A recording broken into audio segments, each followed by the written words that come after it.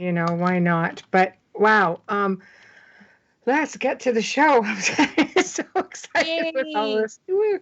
My gosh, That's right. I'm looking at your credits, and it's really hard as to where to start. Why don't we just start with something simple?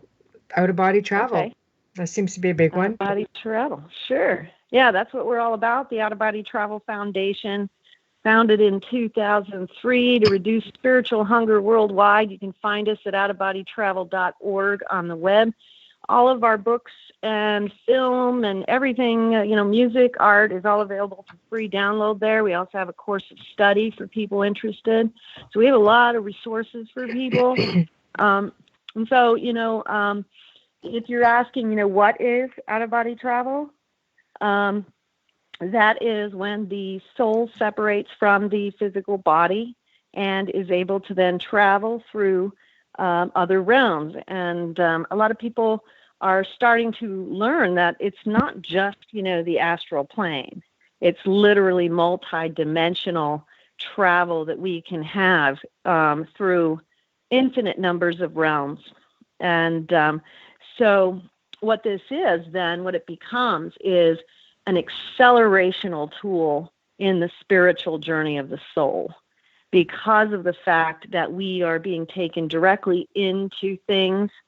And along the way, we are taken directly into the very specific things that we came here, incarnated here to accomplish, to overcome, to work through. And so it brings a lot of things up to our conscious mind that without it might have taken years for us to become even aware of. So it accelerates the path by a great deal. It's also a beautiful experience. It's a beautiful experience for most. There's some other sides to it regarding spiritual warfare, but there is so much to be discovered. What St. Paul said, that eye has not seen nor ear heard, what God has prepared for those who love him, was an understatement. Yeah. Wow. Wow. Yeah. That's a mouthful. So, Yes. I think like out of body travel would be, I guess, the same as being astral, just releasing from the physical and basically just going for it. I think a lot of people get scared when you say astral projection because there's so much misinformation out there. Like, do you talk about there being an astral cord? Is there an astral cord? Is there such a thing you need to worry about when you go? Well, a lot of people have seen it and a lot of people haven't. I've never seen the astral cord. Mm, So just because I haven't seen it doesn't mean it doesn't exist. A lot of people have, so it mhm. probably exists. Um, the misunderstanding that people have about the astral and the difference between astral travel and out of body travel is just a semantics, really. And so it's what it is the astral plane is the fourth realm. The fourth realm is the realm that overlaps the third dimensional earth. And so when you're talking about astral travel, you're specifically speaking to travel in that realm which overlaps our third dimensional reality. When you're talking about out of body travel, you're talking about anything including that, but well beyond it as well, because that's literally only the fourth realm. And in out of body travel, you're going to travel way beyond, fifth dimension and beyond, as well as some of the lower spheres as well, depending on how you're called Mhm. in the spiritual world. And there is a lot of misunderstanding that people have about the experience of out of body travel. And I try to cover a lot of that in my books. I've written 104 books on out of body travel. We have a whole series of books on the how to's. And for those who are interested in, delving into the things that block people and the things they're afraid of, they can just get a start with Come to Wisdom's Door and the Mysteries of the Redemption, a treatise on out of body travel and mysticism. And this will go into the various things that people are afraid of. But, a lot of people have fears just because the experience can be profoundly powerful. And that alone can freak somebody out. People are afraid of running into disincarnate entities. That's People a are big one. afraid of, people are afraid of running into ghosts, lost souls, wandering spirits, and of course, any kind of spiritual warfare, which would involve the darker side of the issue. And one of the different things that my books do cover, which aren't covered in everyone's books, is the fact that, yes, there is both good and evil, and there is a light and a dark side. And in order to really experience and understand what you're experiencing, you have to understand both. So that's deeply covered in my work. Is it always voluntary with the out-of-body travel, or is it involuntary at times? Well, there are a lot of people who will have a spontaneous projection. So, the reality is that most people do have some level of out-of-body experiences in their sleep. It's just that most people are not consciously aware of it. And so what can happen is people can have a spontaneous, unexpected remembrance. Or there's a reason why they're suddenly given, this vision into the afterlife, or something that they need to see. Sometimes it's, visitation with a deceased loved one, and there's something important that brings it about. So people do seek this out. They do want to learn how to do it, but there are a lot of people who do have the experience completely unexpectedly. And, a lot of those people are also looking for guidance as to what's going on and how do I actually cultivate the experience to be of use in a positive way, rather than just kind of, wander around and maybe not have much of a focus. And, the out-of-body experience has a very deep and meaningful purpose. And that's part of the reason for, we just released 2 films. One is The Grand Phases of the Soul. The second one was The Stairway from Earth to Heaven. And one of the reasons we released those films and my producer felt so inclined to do those subjects is because these are so foundational for understanding the actual purpose of out-of-body travel itself. How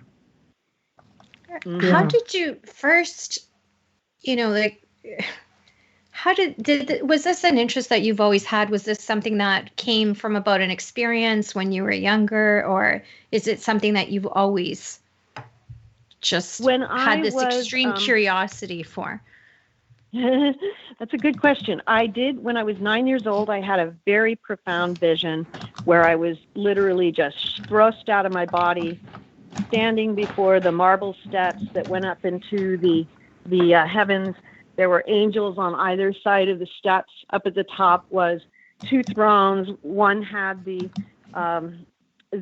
appearance of an older man, and then the one next to it was a younger man who I perceived at the time to be our Lord and our Jesus Christ. And remember, we are always also, instructed in ways that we can understand and relate to. So it alters and changes as we grow. But I was told at that time that this experience would come back to me later, and that I would have a purpose that I had to fulfill, and that there would be difficulties in the path. I was shown specific difficulties that did come to pass and move through. And so I was kind of given that window into it. And I was very, very moved by the experience. But then it didn't return until I was 22, where I just started having them spontaneously and began journaling all of the experiences. And, now I'm 55, so it's been like 30-something years and thousands of experiences later. And what you do find is that there is a defined pattern of behavior. One of the books we just released, Dialogues with a Mystic 2, is the second in a series which is cataloging and following the spiritual counseling that I was giving to a particular client who was seeking the out-of-body experience. And in Dialogues with a Mystic 2, we're going through these various purifications before seeker is able to then begin having, deep spiritual dreams, and then fully conscious out-of-body experiences. But it's very directed, and these books cover the process. It's a way for people, I do offer spiritual counseling, but it's a way for people who may not be able to do individual spiritual counseling, for them to benefit from watching that process through another person's experience. And so that's where Dialogues with the Mystic, and this one that we just released is the second, that's where that was born, in that desire to make that process available to everybody. Again, because that's our thing. We try to reduce spiritual hunger worldwide by making things available for free to as many people as we can get it to. Mm-hmm. And Wow. Sorry. Go ahead, Michelle. That's hard because I can't see you.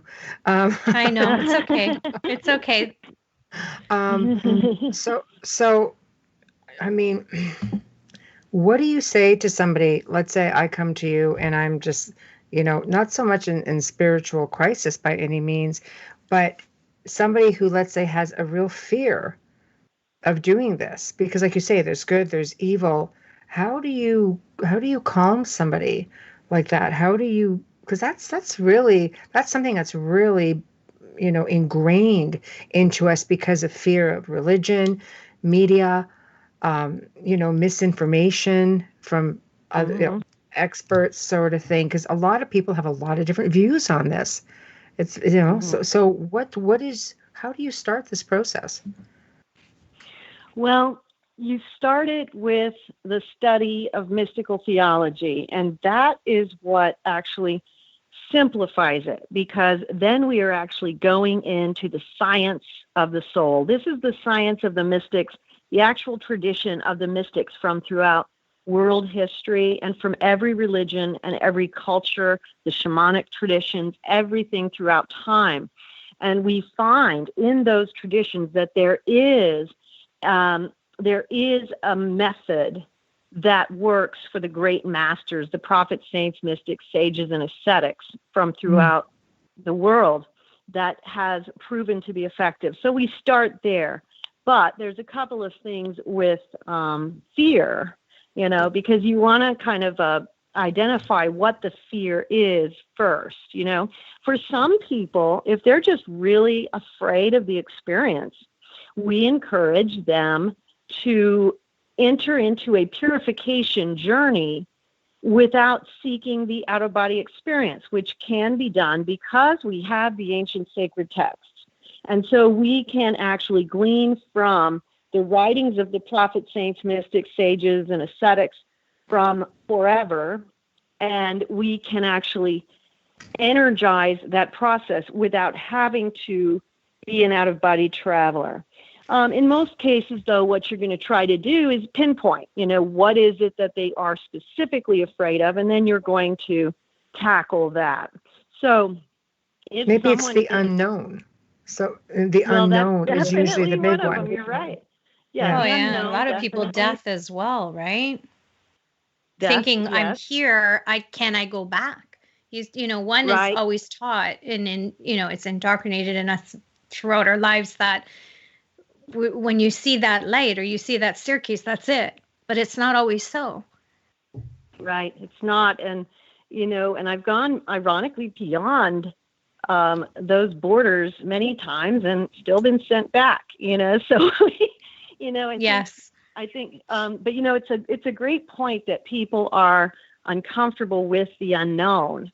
But one of the things that I think my books does help them to do is it gives them a window into what to expect and what they're going to experience and see, so that it becomes less unfamiliar.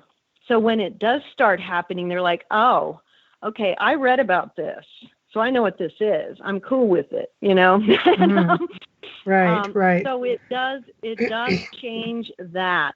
And one of the big things that I'm always encouraging people to do is, with a spiritual journey, whichever mode you may take, always set out with the intention that you want God to show you the truth even if that truth disagrees with your current view of reality.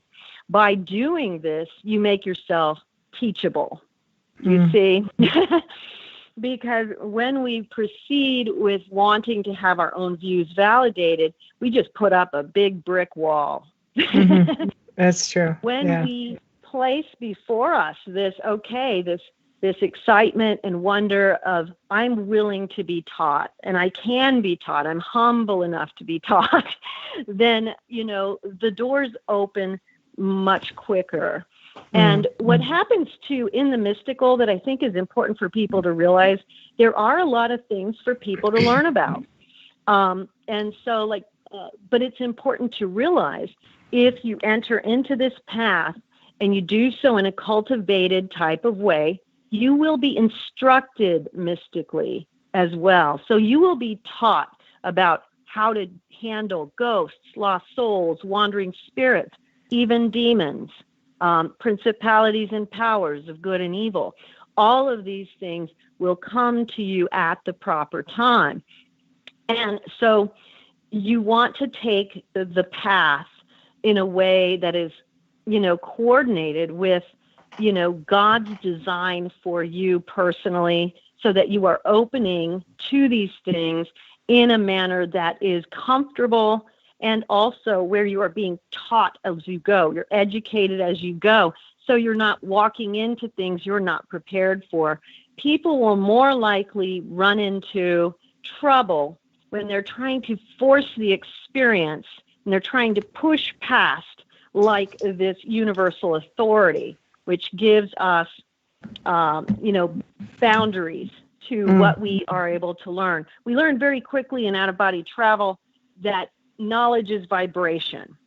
So, one of the things you experience when you're having an out-of-body experience is the vibrational state.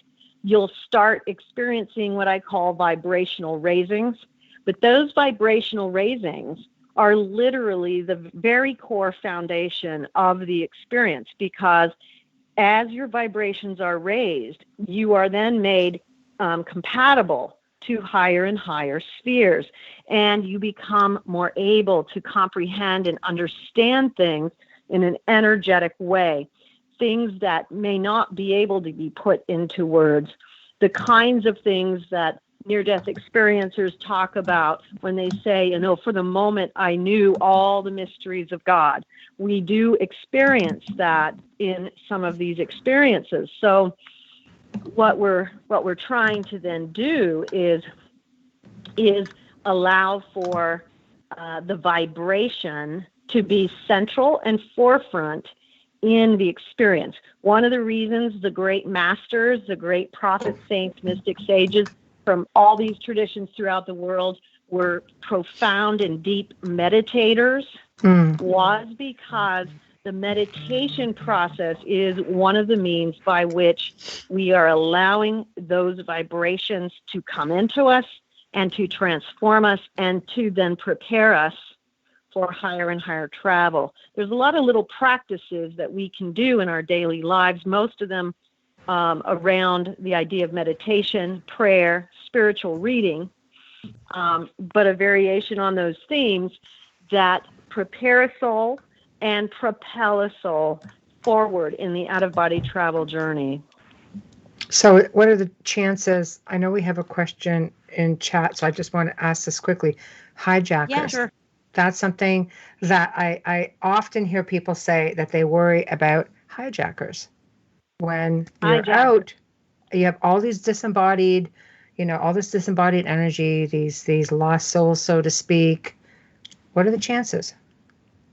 Okay, and when you're talking about hijackers, are they worried that they're going to take over their body while they're going? Yes. Okay. I'm guessing so that's what the let's go term. into that, because this one can be taken care of very easily. So let's go back to what I said earlier, which is people are having these experiences even though they're not aware of them. Right. So when we go to sleep at night, this is happening.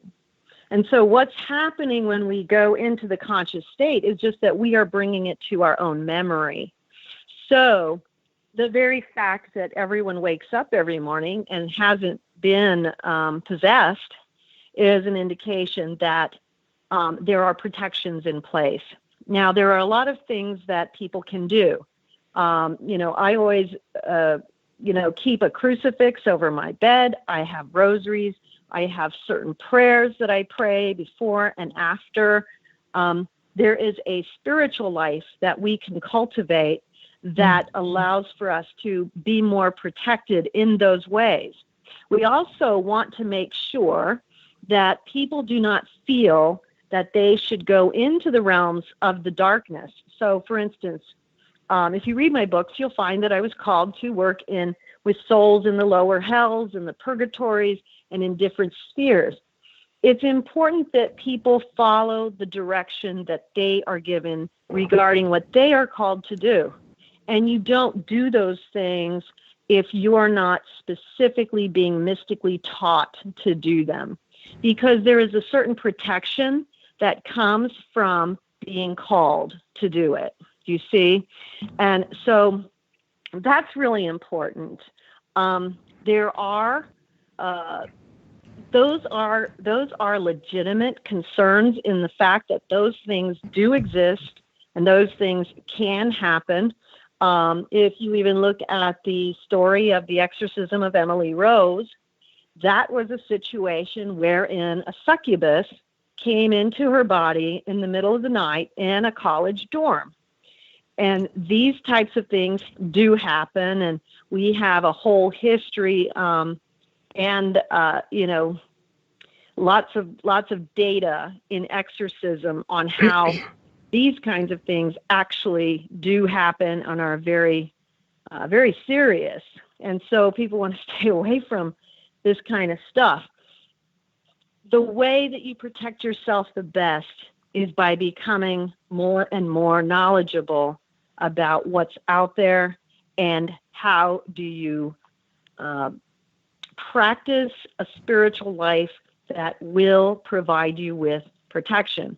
A lot of this is actually taught in mystical theology. A lot of people don't realize that actually in Catholicism, there's a whole, science of mysticism. It's one of the, all of the religions, ironically, have these mystical traditions. In Islam, you have the Sufis, you have the Kabbalists in Judaism. Obviously, Buddhism and Hinduism have their mystical sects. And all of these other things, Sikhism, Jainism, all of these things have those aspects. And in the shamanic practices, which are fascinating because of the fact that they happened in primitive religion, even though there was no contact between any of these continents at that time, and their practices are so similar. What they show us, what all of these mystical traditions show us, is that they're all touching into the same universal consciousness. And that's why they don't disagree. A Sufi mystic has some very similar views and experiences as a Catholic mystic, Buddhist mystics and Hindu mystics alike. So these types of things are very important and relevant. Maria, you said you had a question from chat? Yes. Tell us for Marie. When I meditate, read spiritual books, there are occasional magnetic jolts. Are they telling me I'm on the right path or on the path? It definitely can be, because what she's touching into there might be the vibration. And so when she's meditating and doing spiritual reading, she is literally feeding her soul. And that is one of the things we've kind of lost in our modern world, is the fact that in order to cultivate these things, there are certain things that have happened throughout the ages with all of those who have followed this path.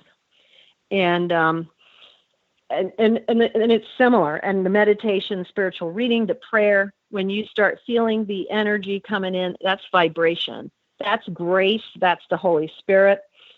It's coming in to fuel and enliven your spiritual journey. So that's a very good sign in the beginning. Now, there are many stages in the spiritual life, the mystical life, and there will be times when that changes and it moves through different stages. But that's excellent, especially in the beginning. So I guess as you evolve, then so does the experience, essentially. Well, yes, but ironically, it's usually the experiences that will take you through evolution. Your evolution will be directly tied to the experiences themselves, because you will be shown things. One of the things I also tell people is try to surrender to what the Spirit of God moves within you, because of the fact that when we try to control the experience ourselves, we don't understand or have a clue what's actually out there, what's available. And when we surrender to the will of God, we're going to experience much grander vistas of knowledge, simply because we are allowing God to show us what we actually need to know. We don't know what we need to know. Okay. No, I like where you're going with that. But what if I'm completely an atheist and I don't jive with any of that? Like, because not everybody is. I mean, what do you do? I mean, if you have no belief system, how would that person benefit? I mean, I'm sure they'll find a way to benefit. I mean, there's something in it for everyone, I'm sure, but you're really reaching out there and saying, look to God. He will give you the knowledge, and in one form or another, one religion or another, kind of different paths that lead to the same place. But what about somebody who just doesn't have the belief system in place? Well, ironically, what you'll find is that in the realm of lost souls, a great proportion of them are people who were atheists during life, because when they cross over, it changes their ability to process this afterlife experience.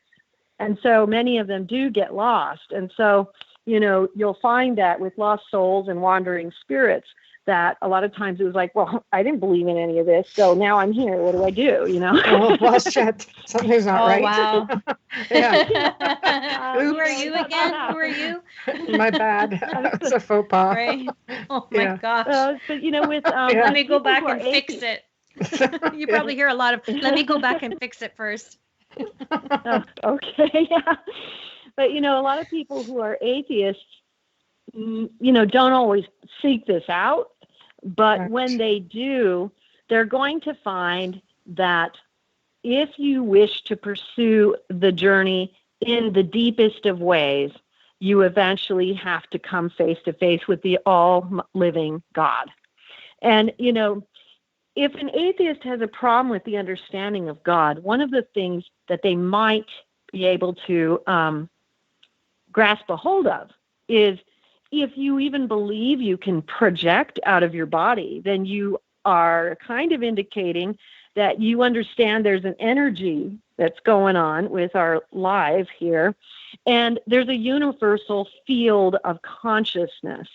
And that universal field is the all-creating God.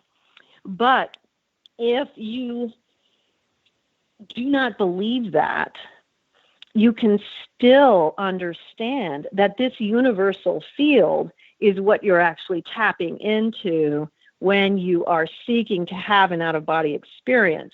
What will happen if someone is sincerely seeking the experience, they will either be plunged into the truth, they will just have to kind of deal with that truth, or sometimes people who are atheists are going to be a little bit more susceptible to deception because of that lack of discernment. Now, I've talked to several people who were atheists and had near-death experiences.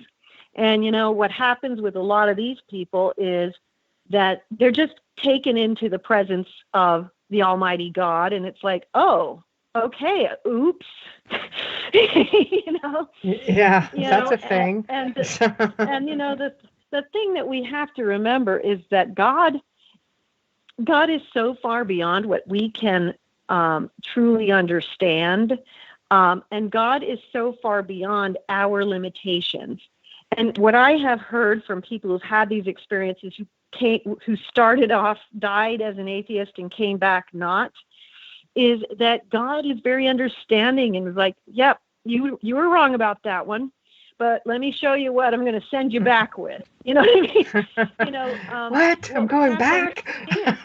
Yeah. Well, What? the whole process of understanding who we are comes from this concept and understanding of how we move within this universal field of being and how our existence resides there, how it moves there, how it contains. But one of the things we want to always remember is God created us the way we are. So there's no one who understands what we don't understand better than God. Okay. I might throw a wrench into that, but it's Sure. not my intention. But Okay, sure, no problem. okay. So if you go back to Old Testament, because if you go back to Old Testament, it was, the gods created man in their image. New Testament, so it's God. There out of those gods, we had the God Yahweh, the Hebrew God that many Christians that's the God of our worship is Yahweh. So, Yes. do you ever see any? Have you see any of the other ones up there? Because this is a really big belief system. If you go back into ancient times and paganism, or just the Egyptians, they were gods for everything, and the Old Testament spoke of gods plural, and that got changed, and that's a That's why the curiosity commandments to me. came, right? Yeah, That's why that's a the commandments curiosity. came from Moses. Yeah. Well, the old Sumerian texts and the old texts before the Old Testament, they did have a lot of creation stories that were similar to Genesis, and they did speak of multiple gods. As to the Old Testament, the whole purpose of that journey from the beginning to, ironically, Moses, was the fact that Moses and Abraham before him was revealing one God. And, that was when Abraham was called to separate from the Canaanites, because he had to get away from the belief in the multiple pagan gods. And one of the issues with that was the fact that people were making gods out of their own hands, making clay models and things like that. And thus, we have the idolatry issues and laws that were, brought forth and all that stuff during that time. When you experience the out-of-body travel state, and if you enter into a purification journey, you absolutely will go back and visit and experience all of the important moments in all religious history, salvation history, and you will experience all of this. You'll meet with the prophets, saints, mystics, sages, and ascetics. And as you continue, you will discover why it is a one being versus many. It's something that will be made known to you. And so I had to ask. I had to ask. No worries. It's a great question. Well, yes, it's is. a belief And, system, go right? back, Stone Age religion, began with the very first efforts of humankind to understand God. And then it moves through all of these biblical, pre-biblical types of views of how the heavens worked. And of course, you could throw some more wrenches in it by bringing in the extraterrestrial question. I was just going to. So I'm glad you did it, because it was right there. Because they're also interdimensional, right? Like, yeah, they are interdimensional. And when you look at the ancient Sumerian texts and the work of Zechariah Sitchin, the texts in ancient Sumeria could very well be relating to multiple quote-unquote gods that may have actually been extraterrestrials. And that is one of the pervading theories right now in at least the extraterrestrial archaeology. Zechariah Sitchin was the main guy to bring that all forward. But we also have the book of Ezekiel. We have Enoch who walked with God, and we've also know about the book of the Secrets of Enoch and the book of Enoch, where he has these great travels. So we know that there are other texts, not just in the Bible, but in these other, civilizations that have some indication. And, we are finding more and more archaeological evidence that we have had intervention from other worlds in the development of the human species. And so we know that this is a very definitive possibility in the out-of-body travel experience.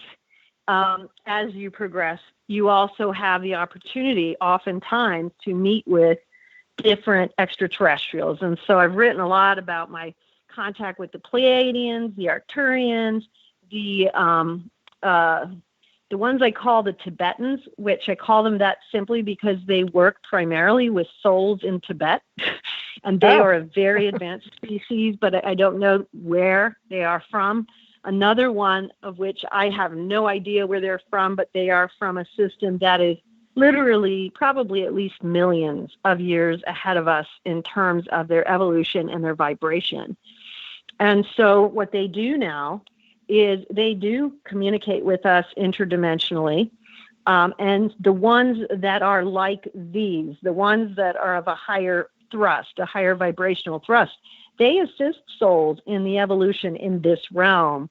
We do also have knowledge of other extraterrestrial species that are not, a higher evolved reality. The cosmos of the galactic heavens is just as complex as the systems in the world of different societies and cultures, and so it's just as diverse as that. I've had the pretty cool experience of going to the Galactic Council and just seeing hundreds of different types of civilizations represented there. So there is a wide variety of that going on, and so in relation to the question of the multiple gods and then how the extraterrestrial, impact there, I think that there is a great deal of evidence to support, not to mention that anyone who experiences out-of-body travel usually will get drawn into this. I have known some who don't, but most people will get drawn into being shown some of these really important connections. When you go through the initiations into the mysteries, you're going to go into the Egyptian mysteries. And, the Egyptian society was very attached to extraterrestrial things as well. So there's a lot that goes on here, and it does make it more complicated. But the reality is that what we do not know, we can seek to know. And it is available to us, because all of these things are within the, the energetic memory of our world, of our species, and of these other species. And you do travel through those things when you are experiencing out-of-body travel. As long as we're not living in a matrix. As well. I'm sorry, what? As long as we're not living in a matrix, I guess, for sure. That's just been proven 2 days in a row. Yeah. Okay. All right. Well, I've never seen the Matrix movies, but it's one of these new theories. Tell me what you're talking about there. I'm sorry. It's starting to feel like it. There is another question here by Telesphore Marie. Nag Hammadi Gnostics, they describe the archons. Yes, right. Question. And of course, you'll often hear the term, this is so archonic. We're living in archonic times, and their mission is to enslave humanity, hence Matrix. Step outside of it, which would be exactly everything you're teaching. Right. Yeah. So, we've got Marilynn hooked on Netflix for the next 2 days. What is? We're going to have you hooked on Netflix for the next 2 days watching Matrix. It'll be a different side to your research. That sounds fun. So I'm very interested in the Gnostics and the Gnostic texts. And, the Nag Hammadi text is something I spent a lot of time on. and also a lot of the other Gnostic texts. And, the idea of the hierarchies as even portrayed by the Gnostics, like for instance, in the Pistis Sophia, is often, in my view, misunderstood. It is made more clear through out-of-body experiences, because when you go into these different hierarchies, you understand that you're literally learning a cosmology. Now, it's easy to misunderstand what these texts are saying. What they're doing is they're delineating different lines between the different boundaries between different modes of action. And there are, we are all in a system where there are orders of beings. Just as there's hierarchies of angels, there are orders of beings. There are different creatures created for different functions. And so it can come across, and ironically, I wrote a lot about this in The Primordial Seed, which... I'm going to be buying a lot of books tonight. You know that, right? Like, seriously. I'm just listening to you, and I'm thinking, do I have room for 104? Well, you can also download them, and maybe it won't take up as much room. But, I am a book fan. I'm old school. Love to hold books. I need the smell and I need the feel. You can probably tell from what's behind me. Yeah. I love to use the regular books. I haven't really quite adjusted to the electronic form yet. No, I have a few. I even have collector editions in leather and handbound from the 1800s. I have a thing for books, but I think it has to do with past lives. It may very well. But I am very much right there with you on that. I love old books, especially. Yes. Yep. And so, so what we have, like in the Pistis Sophia, is it's a very, I guess for whoever's asking about the Nag Hammadi, I would ask them to consider reading the Pistis Sophia and consider the, I believe I don't have it right in front of me, but I would go with I think it's G.R.S. Mead translation, might not be him, but there's some other translations that involve lots of commentaries. And I recommend the simpler reading of the text, because what you're going to find in the Pistis Sophia is that these archons, these hierarchies, start unveiling and making more sense. The Pistis Sophia is this really interesting sacred text which, just to be fair, they can't verify its origination, which is the case with a lot of texts that we have in the Christian tradition and the non-canonical texts in the Christian tradition. But what it does is the Savior is with 48 disciples. And so he's got the 12, Mary Magdalene is there, and he is putting forth questions about, deep truths of existence itself in the form of the Psalms of David. And then in more cases than not, Mary Magdalene steps forward and deciphers the mysteries. And in these decipherments, you're learning about what actually occurs after death, after life, to various types of, the types of things. Well, they ask specific questions like, well, if someone did this, what will they have to do? Their recompense will be this. They will have to revolve around this realm for a period of time and then do this, this, and this. But there's much more to it, because it is something where even as you read it, you're going to know you're not understanding it completely.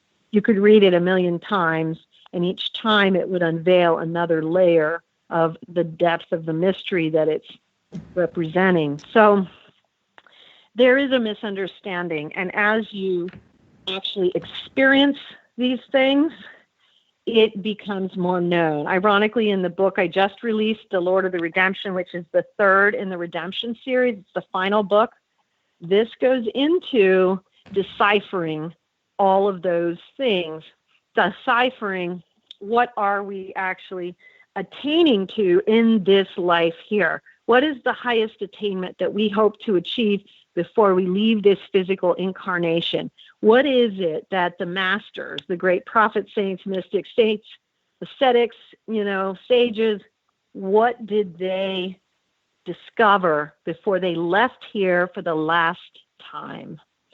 And, they left their little secrets in their ancient sacred texts. They wrote down mysteries for us to try to understand so that we could follow. And of course, this is part of the reason we titled the second film that's just released, The Stairway from Earth to Heaven, the way that we did, because I had many mystical experiences where I was shown the ancient sacred texts, and they were lined up like a stairway from earth to heaven. And it was so vital and important that we traverse each of these truths as we're literally moving up with each one. Every one of these texts has within it a particular vibrational charge, a particular vibrational alteration. And with each step, meaning with each different technique that we take on from an ancient text, from an ancient master, we are taking another step up towards heaven. And that stairway of those ancient sacred texts goes all the way from here, all the way below, down on earth to heaven. And it's a beautiful thing to see when you see it. It's so astounding, and you feel this, when you step on the steps. And, you'll probably relate to this, Amelia, with the books, these ancient, old books, and the vibration that you feel, and you know how on earth we're just like, oh, I want to smell it, oh my gosh, look at that. That is, so we have these visceral reactions to them. In the mystical state, you have an energetic reaction. It's like your entire body is charged up with each of these literally ancient pieces of gold, because each one of them is pure gold. It contains a secret to how do we graduate this realm? How do we overcome and progress so that we're no longer going to keep just circling and reincarnating? What is it that we need to achieve in order to follow them, take that next step, go further? And so there is a lot that can be misunderstood in the texts when you have not experienced them. But as you proceed with out-of-body travel, you experience that energetic thrust as you're studying the text. You understand it. And so like things like the Nag Hammadi, these other, Pistis Sophia, the ancient Gnostic texts, the ancient Cathar texts, the teachings of the Lost Suppers, they come alive. You understand what they are in total reality, which means as they energetically reveal themselves, rather than just as, well, what are they trying to get at here? It becomes alive. And then that's the key. That's the key unlocking and opening the door to the truth. Because out-of-body travel in its essence is just a tool. It's a tool that we use to get to the truth. Who comes to you? Like, what kind of people do you have that come to you? Do you get a mix of non-believers and believers? Do you get people who I would imagine are so curious, and some who would probably love to contact you because they want to connect and find their purpose, but also to the darker side where they might want to connect and find something else? Oh, well, it's interesting. There have been, a few of those, I would say 2 or 3 over the last 20 years. But the vast majority of the people who come are just sincere seekers who really want to get, they want to cut to the chase. They want to find the way that is going to be most meaningful. A lot of people come to me as well when they find, like, for instance, that they start experiencing some elements of the dark side, and maybe the other places that they've gone have not actually addressed that. And that is something that I address very much in my work, because it is a huge, important part of, learning to travel this way. We can't ignore the difficult parts of it. We have to handle them head on too, So people come to me with that. But, it really is it's a real wide thing, because it's anyone from the age of 12 to 90 something, and it's both men and women, who are seeking, and they want to progress. So they want to cut to the chase. They are wanting to learn how to have this experience. But the people that usually come to me are the ones who want to have the experience in a purposeful way. It's not usually the curiosity seekers that I will encounter very much, because people come to my site and they generally figure it out pretty quickly that this is mystical theology. This is the tradition of the mystics from all ages and from all traditions, that we are just learning how to recreate, because we are literally standing on the shoulders of thousands who came before us, who have already marked this road. I'm not teaching anything new. I'm just trying to make it more accessible to people, and make it a reality for more people. And what they find is these are usually people who are very sincere in that purification journey. Because, one of the things I've talked about a lot is that, if we are incarnate here, it's because we have unresolved karma.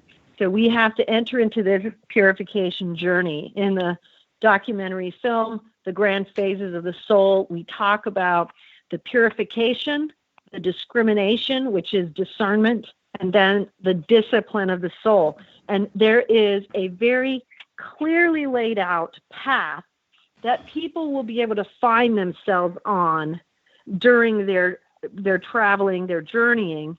And it's, it's similar to how, it was Dr. Raymond Moody, Yes. who I was honored to be on the Joan Rivers show with in 1992, who really laid out the similarities between near-death experiences and the pivotal moments, like the life review, the seeing of the light, seeing your dead relatives. He pointed out all of these potential similarities and literally codified that field of study. Yeah, he was way ahead of his time. He really was. Oh, yes, he was. And, Yes. he was a contemporary of Dr. George Ritchie, who was also on that show with me, and Daniel Brinkley, of course, who is also, a pioneer in this field. Mm-hmm. And what they were able to do was lay a framework for people who had near-death experiences. So even though people's experiences are different, they were able to find themselves on this grid, so to speak, of, okay, so these are the parts of the experience I had, these parts I did not have. And so it helped them to better understand what was happening to them. There is a similar process with out-of-body travel, and there's a hugely similar process with mystical theology. We have some of the greatest mystics from throughout the world, Rumi being one of the big ones. We have the St. Teresa of Avila, the John of the Crosses, but we also have these amazing others like Zarathustra, someone that I was honored to meet in the mystical spheres in an out-of-body experience, who was the founder of the Zoroastrian religion, the first monotheistic religion before Christianity, and it came by about 4,000 years prior. And so there are amazing texts, the Pahlavi texts, the Avesta, and the entire cosmology that was shown to Zarathustra. The same type of thing happened with Enoch. we can see in the study of the ancient texts that there is a pattern of unfoldment that occurs in the mystical life. And so we can expect certain things to happen in a certain order. And nobody falls onto that like perfectly, just like the near-death experience parameters. But what it does is it helps people to know what to expect and to be able to have a certain understanding of where they are at. What phase of the journey are they on? What types of things do they need to focus on now? And this is very helpful for people because, you know, we began when we talked about the fear of the unknown. Well, what happens when you realize that it's not as unknown as you thought? That there is actually this, and this is just one wall in my house. So there's actually, you know, all of this, the ancient sacred texts, which have shown us what to expect.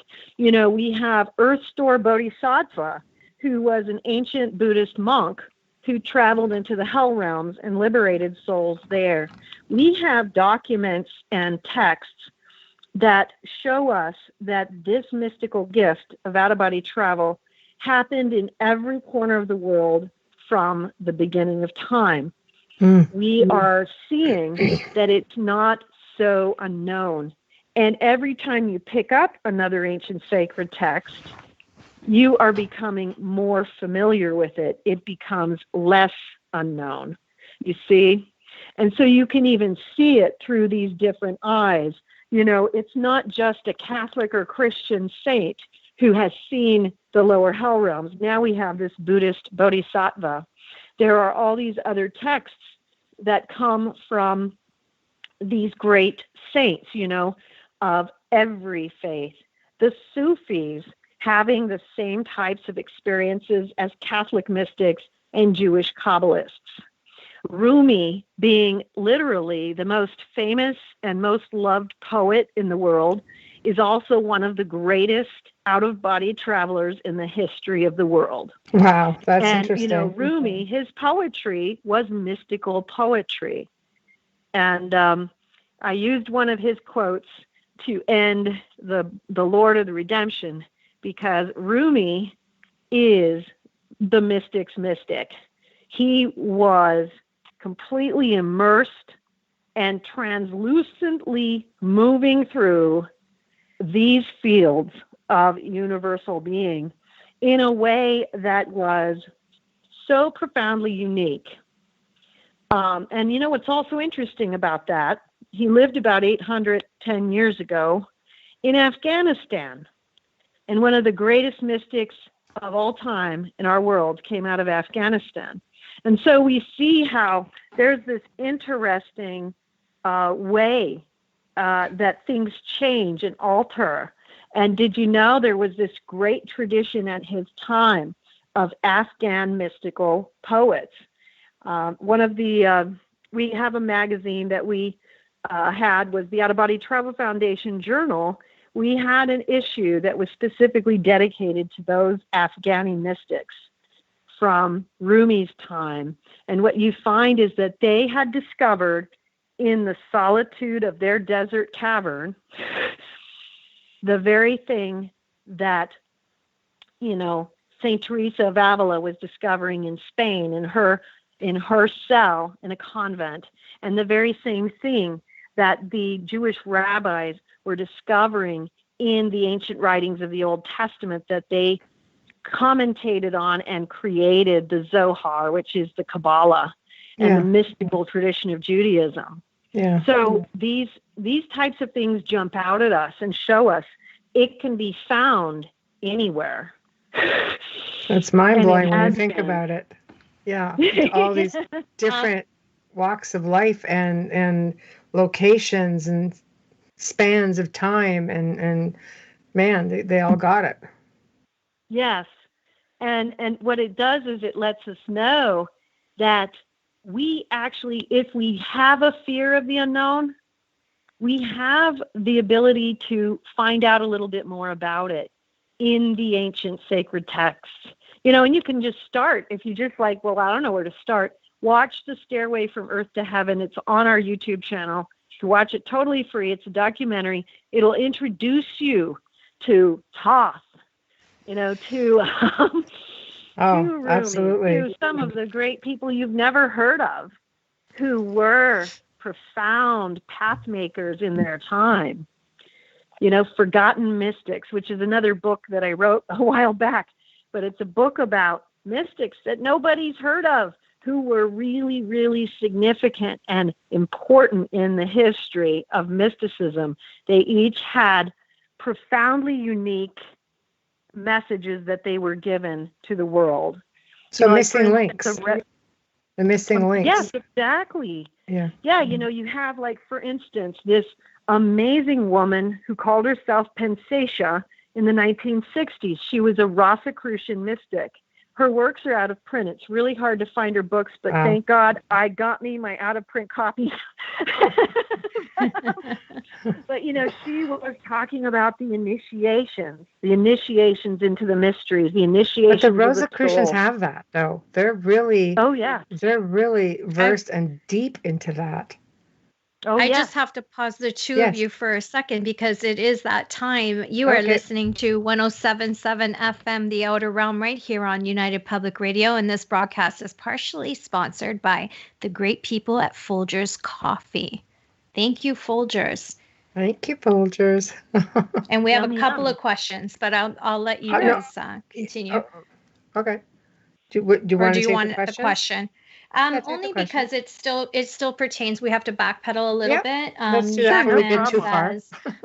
Zachman says he has a multi-part question, and then he asked another one after, or it's all part.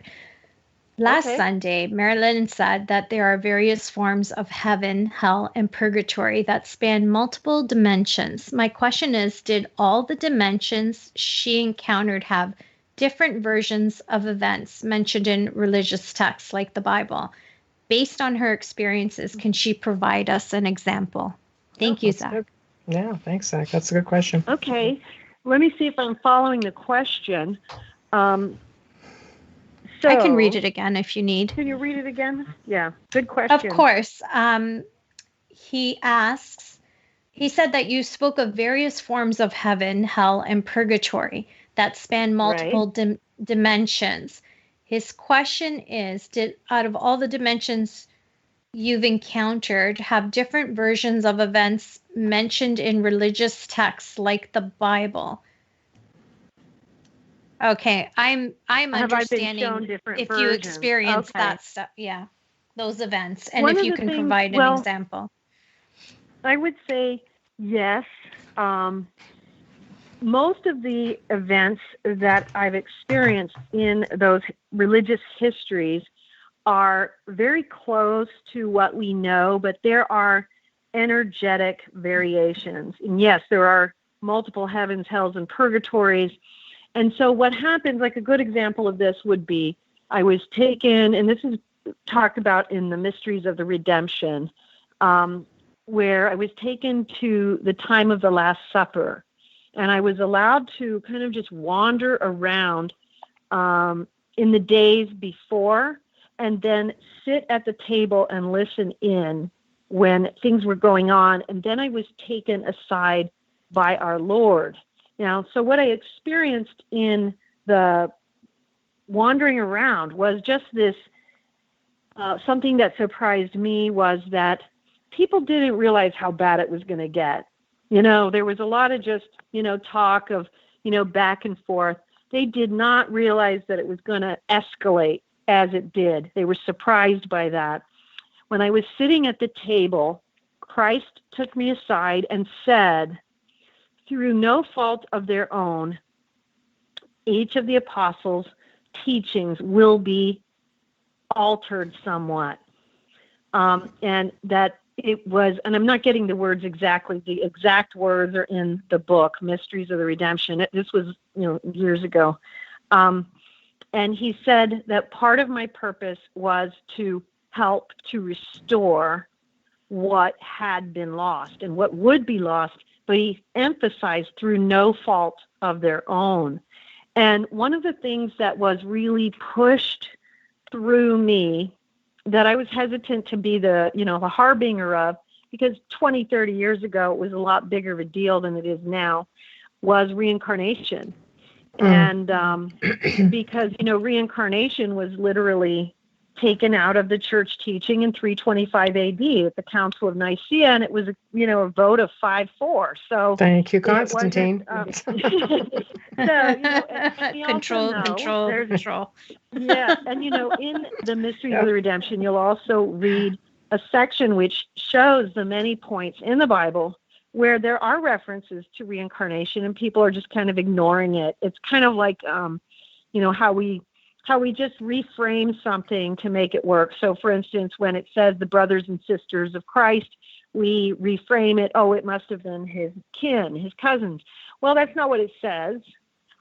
So, we have all of these things that we run into. We know that Christ had asked people, he asked his apostles, who do people say that I am? And they said, they think you're Elisha or Elijah. And the reason Christ didn't question them would be because in Judaism, reincarnation, that ancient rabbinical, Pharisaical Judaism, reincarnation was part of their belief. That was a natural part of their belief. And that's why he wasn't like, no, that's wrong. You can't say that. He didn't do that because that was a natural part of their belief. He didn't contradict it. He just let them know that Elijah had already come and they didn't recognize him, and that was John the Baptist.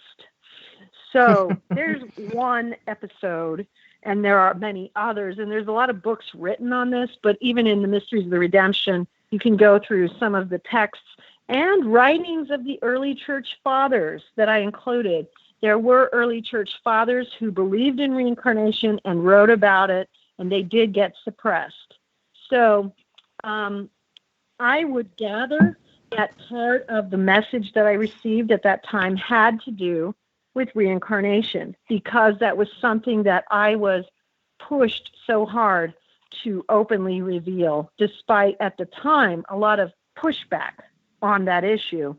And every time I would be like, I don't want to deal with this, I'll just take it out. No one needs to know this crap. I would have another experience where I was shown the mysteries of reincarnation and how important it was for people to understand this. And so that would be one. There were many, because, you're taken back into, the ancient Greek temples, ancient Egypt. You're taken into the different salvation history of the Old Testament. You're taken through it energetically, where you understand how it all moves and works together.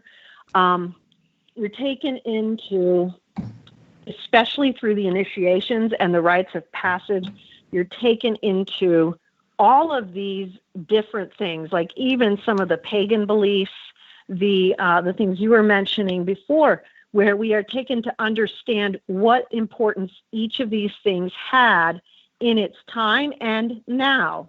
What remains true and what energetically of it are we to partake of, do we need to understand in order to move forward. So, yes, I would say that for the most part, my journeys were not to uncover like historical discrepancies.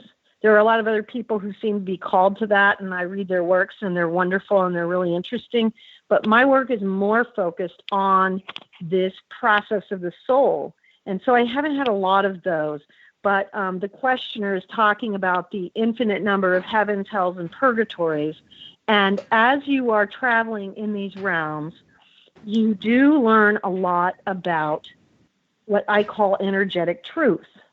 And that is understanding what something is through the eyes of God or universal being, rather than through the eyes of a physical human being, because every view that we have is going to be limited.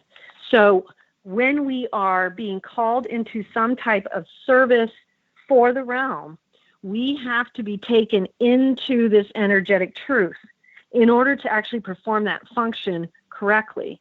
If we don't understand what the energetic truth is, we will do the wrong thing. And then we are also then fueled with the Holy Spirit, who gives us the grace and the impetus and the instruction as to exactly what we are to do when traveling there, because we're usually there to assist other souls. Because as we are assisted by souls who are higher and in higher spheres than us, we are then also asked to give back to creation by assisting souls who are struggling in areas that are a little bit lower than us. So it becomes very easy to understand why we have to do that when you realize it's creation continuing to give back to creation. For everything we receive, we must also give. Paying it forward. Yes. It would probably explain why some people wake up with that feeling, after a really good night's sleep and sound sleep and long hours, why they still feel like they've worked all night. They feel exhausted in the morning, like they're pulling double duty, Yes. so to speak. Is that because they're off just assisting other souls, bringing them over? That absolutely does happen.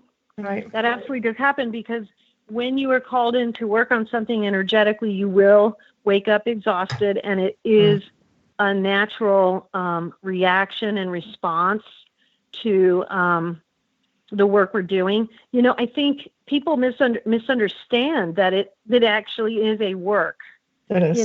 So it does actually involve the expelling of energy. And so, yes, and many times especially when you're dealing with some of the more difficult things, like in the lower realms, you're going to wake up really exhausted. But even in places within our own sphere, you can be very exhausted, because we do get called in to work on the subconscious thoughts of other souls who are struggling with things.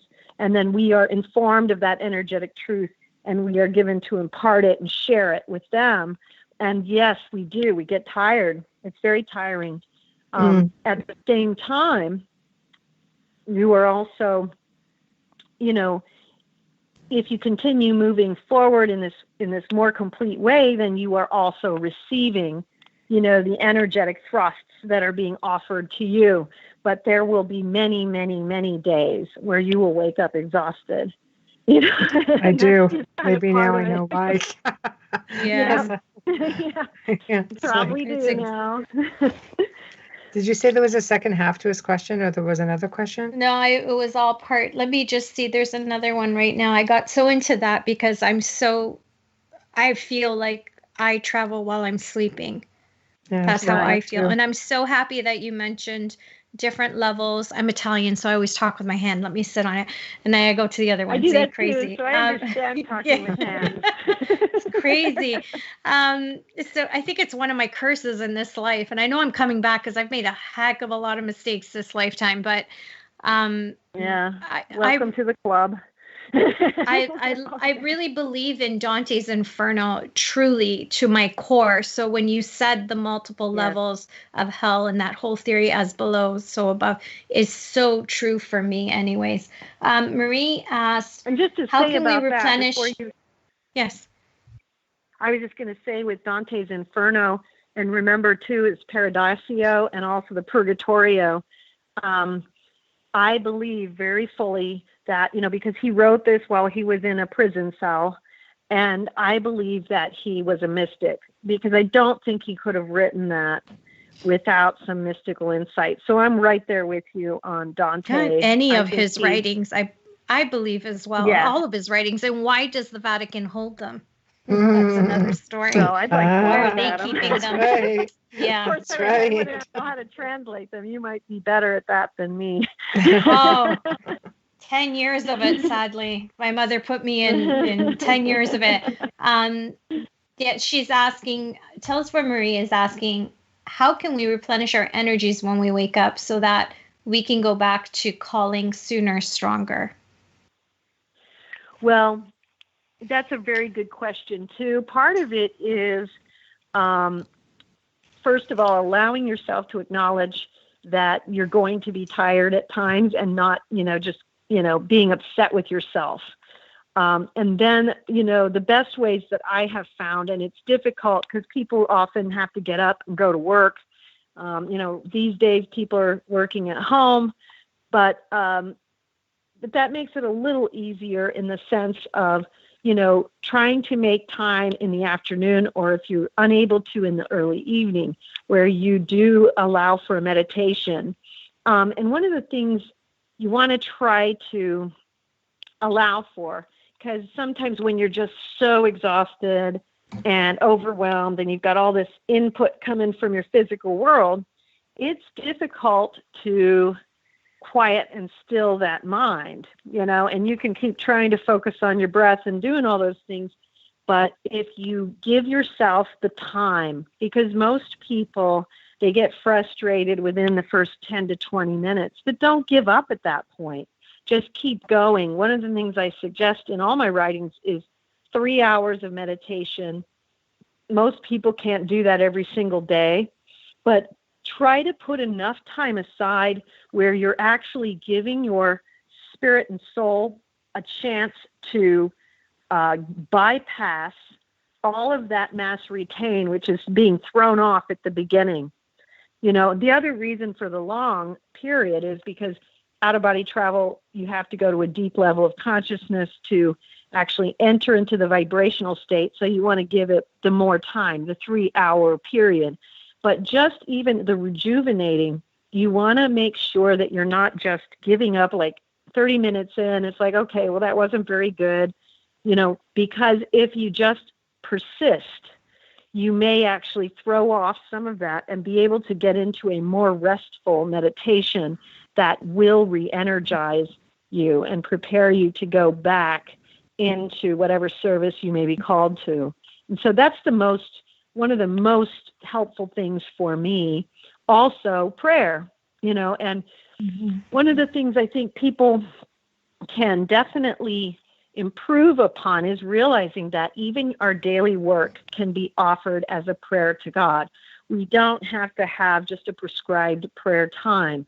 We can be offering either this conversation with God or even just, understanding that we are giving our gifts that we have in the physical waking life just as we do in the mystical sphere, and we give it as an offering. That in and of itself lightens our load because we are transforming those experiences. We are taking them to a higher thrust, a higher vibration. So all of those things. And of course, So like a form of who sacrifice, really, well, you are giving. offering your daily Yeah. duties as a sacrifice to God, and as an act of obedience to God. And also, if you incorporate as much as you can, some type of daily spiritual reading, because you want to look at that as it's almost your bird seed. You're throwing in the food of the spirit. And we all need that constant replenishment. And so we want to not neglect the spiritual life. St. Padre Pio, who was a stigmatist and one of the best, of mystics, always said that daily spiritual reading was absolutely essential to the spiritual life. And so I'll let him speak for that because he's smarter than me. And a lot. He recognized his calling at 2 and 3 years old. I don't know if you had an opportunity or if you've read his journal. It's quite amazing. Yes. And you know what? Letters of Hope. Right over there. I have right over there from San Giovanni Rotondo. I am so lucky. I have all of his letters. It's not even in print yet. I've had it for 20 years. A nun went to San Giovanni Rotondo and was able to get me a copy of, there's 3 books. They're all like this thick. One is all of his letters to his spiritual directors, and then the letters from his spiritual children. And then there's a separate volume, which is just all the correspondence between him and Raffaellana Serassi, who was one of his spiritual disciples. They are literally my most valued books. And some of them you can are, tell that I some of his value my letters, books a lot. Yeah, some of his letters are in print. There are a lot of his journal and some of his letters back and forth to family and some of his ministry directors and so forth. My brother-in-law is actually from San Giovanni di Rotondo. His last name is Rotondo.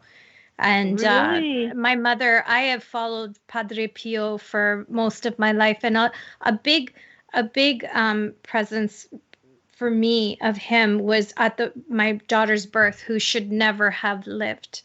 And I brought him forward in prayer and asked him to watch over her, which my uncle, who's a deacon at the Il Duomo in Milano, the cathedral, had sent a photograph of him to put in her little bassinet with her, and the holy water as well. But he's a big one for me. I'm a very, very strong follower of his. That's amazing. That's really cool. And Yeah. one of the And things so was about Padre Lorraine Warren. Pio. Oh, yes. Yes, the Warrens. Very interesting, fascinating people.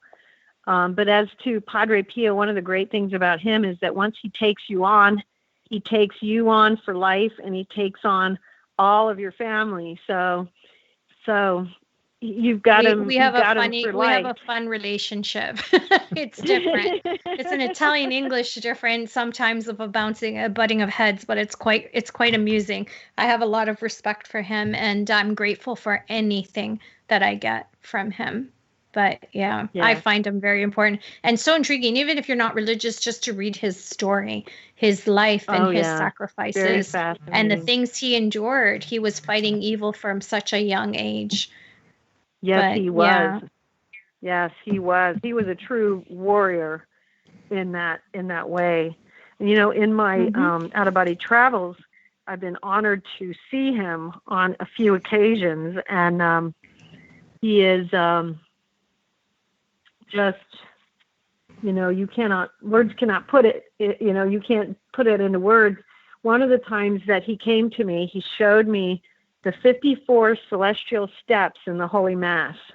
And he allowed me to go through this with him to watch how the host becomes the living body of Christ. And it was such a holy experience. One of the things that's kind of the hallmark of my experiences with Padre Pio is that you always have such a holy reverence and awe that you just need to be quiet and watch. Well, he doesn't hold back if he doesn't think you're paying attention either. Oh, yes. And there's been many times where he's corrected me on many things. And so I consider him to be, a most valuable intercessor and, teacher and guide. And he is just such an amazing example of the mystery of God manifesting in a human being. He was the first priest who became a stignatist. St. Francis was the first stignatist, and Padre Pio was in the Franciscan Capuchin order. But Padre Pio was the first priest. St. Francis was a monk. He was not a priest. And so, he had those wounds for exactly 50 years, and then I think it was the day after he died that they disappeared. And so, I mean, he has a very fascinating life. One of the things, too, that he said that I loved was that he said, well, even I don't understand myself. Because people would ask him, well, help me understand you. And it's like, well, I don't understand myself. So it's his humility. It's his humility and the gift. Yeah. Yep. Mm. Yeah. It was. Zach said, thank you for answering my questions, Marilynn. And Cadillac Glider 03 said, great show, ladies. Thank you. Thank you very much. I can't get to it, but I have an 8x10 photo of him just to the left of me, but I can't get up because I'll take out all my wires with me. And it was sent to me from Milan from my uncle when my daughter was born. That's awesome. But that's when I first started to really, look into more of him. But my mother always had him always in the forefront. I was raised Roman Catholic, so, and he was Right. the saint of her lifetime. You know, she passed away before Mother Teresa was sainted. So for her, that was a big Really. deal that she could witness that, and yeah, that was a big deal. The full stigmata. That's not a horror movie. Oh, That's yeah. truth. Yeah, that was amazing. He had the 4 wounds, but he also had the wound on the side. And that's a little bit unusual. There's a few mystics and stigmatists who had that, but a lot of stigmatists will either have the wounds in the hands or the wounds in the hands and the feet. Not all of them have that wound in the side. And the way he described it was very painful. It was not, was definitely not just for show. You know what I mean? You know, that big wound in the side would bleed and was extremely painful. And he's a whole other show. You could do hours on him. You absolutely can. I wish we had hours, can. but we are nearing the end of the show. So tell everybody how to find you. Any last things you How to want get your people books. to know? Just Yeah, promote. We're easy to find. Just go to outofbodytravel.org. My email is at the website. You can email me if you have any questions. All our books are downloadable for free.